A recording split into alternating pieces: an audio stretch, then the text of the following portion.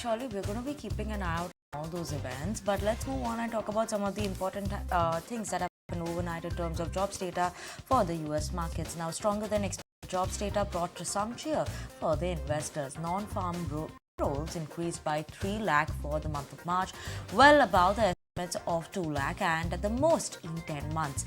Healthcare and the government sector added the most jobs during this month. Meanwhile, in terms of unemployment rate, that edged lower to 3.8% as expected. Even though the labor force participation rate has moved higher to 63%, it's going to be interesting to watch out US jobs data. Absolutely, and there's commentary coming in. Fed officials as well expressing differing views on interest rates and inflation. Fed Governor Michelle Bowman remains open to hiking rates if inflation progress stalls, citing strong payroll growth in the first quarter. Meanwhile, Dallas Fed President Lori Logan also emphasized it's too soon to consider rate cuts, expressing concern about policy assumptions and inflation trends. Now, Richmond Fed President Thomas Birkin also noted a strong jobs report but highlighted an unbalanced inflation, suggesting businesses still seek opportunities to raise prices with immigration aiding job market dynamics.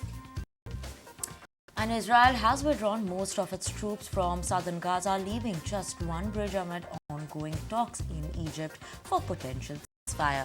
Both Israel and Hamas have sent delegations to Egypt, with Hamas seeking an end to the conflict and Israel vowing to dismantle Hamas after any truce.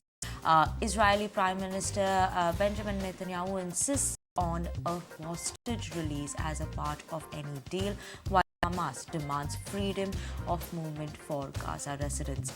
Meanwhile, Israel's defense minister stated that troops are preparing for future operations. The 6-month war has taken a heavy toll on Gaza, with 1,000 deaths and ongoing uncertainty looming.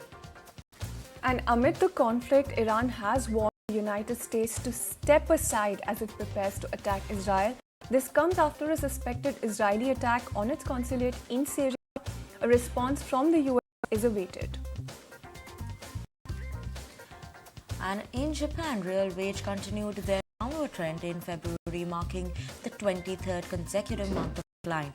Government data revealed a 1.3% drop from the previous year, with salary increase failing to match inflation. Although nominal wage increased by 1.8%, base pay and overtime saw a modest rise, while non-scheduled wages decreased.